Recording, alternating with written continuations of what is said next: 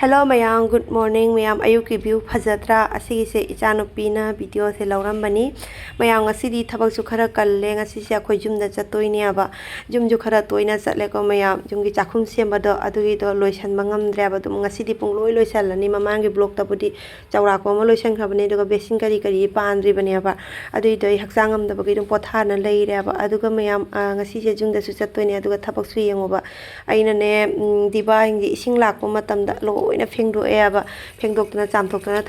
thammani aba ko asigi diba hingje hawai jengwa hapamba diba hingdunia ba ndo hojikti pungloi lore loi paduga di phengdoga thammagaina ada aina haksang nungai nge matamda leiramba hawai jengwa isingnya ba leiramba haibadi miyam akogi junggi khorose mapana pak tawdeba aina yamba tawreba ne ko hawai jengwa budi dum hai gu ma dum leire adudi soideba aduga ne jungi injang napi kari kari leiba si ma yam soigalle aba duka puduna apibado adu phagera phaloge adu dum pura laktoine ba adu seru jumda poraga aiga launa de seru gaina aina dum ayamba khoros tawriya bane ko meyang asi di weather su fai nung sa su thokte nung thi su khara mangi aduna uti thongdoine ba sagolai uti goina thongani ngasi di jumda chattoini na injang su yamde khaji kharak tawre ba akoi yu ji jaga da ba khara charaga angangi khara thamamdoine ba aduga siga khamengi bora ma hore aduga sinju su su doine ba sinju di yaw da ba yade ko adu asigi tawa do ahanba tawa bne asi kayam di phengani myam phengman bagi ai je ware ba adu nai pheng matan bagi dum thamma bne ba aduga siga leire sinju su bagi machan jingje adu kobi su leire aduga nimana ina mamang da jumda chatlu bodo aduga porak bodo ne ngasi di nimana su khara ngau se ngau gaina taw bne ba aduga maya mapa di duty halakri ba ne ko mana ko thon cha da bagi chang ye ngasi je jumda chakani aba se ma kau thu ba ko adugi chicken mapum jeng purala e aduga masimpu kalibari tane chicken khok pa se sumaina maki maun je yaure ba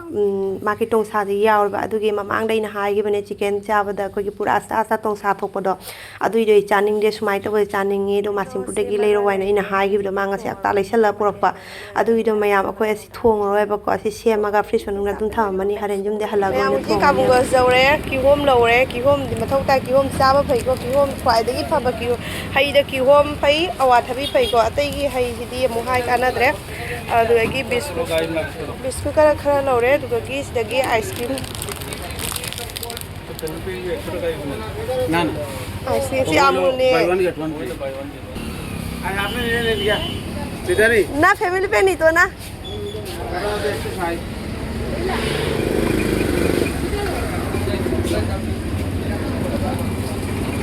lang mun bagi ice cream pura ini ki hom ji utai ni ba cham da pura amadi yam chaw re duga amaje pi cham da pura ini ta option ni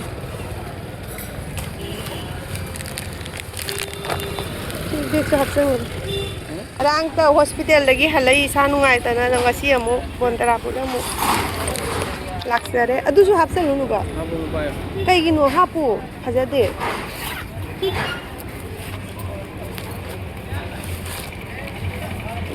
makhum mathungi streng chigde streng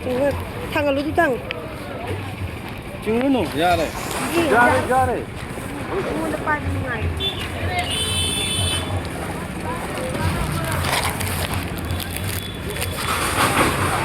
thangalu ja re asi besi ko ai nu ngai ro bra sangkok sangin ja ba se si besi ko ai nu ngai ba se sangko e jai Sanggu e jai tel le jai ice cream sa ki me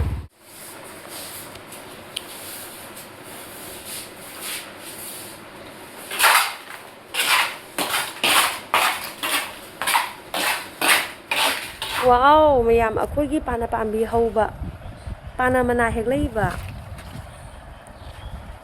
pana pambi haure akhoi gi do pana mana hek leiba ayya Yune pana pambi finally mayam sakhum ju loi re pesin hape huji thabak loi bai bu mayam diwali ko siga pai palakini adai ising tana bagi syntax ka thamakhini thabak se mayam wali makha da sida pai pale wat pai bu khajam wali saksang di loi re chawra ko ma sumaina tawrini ado mayam chakhum je kram saw ne ba adogi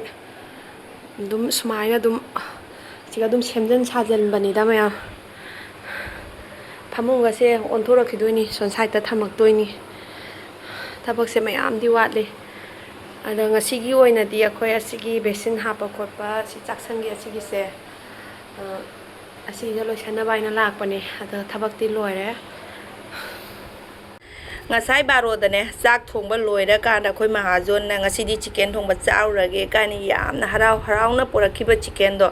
ngasai barodadi uti thongabani chicken do thongjahodreba ado hujing numidangi oina ngasigi chicken thongba oire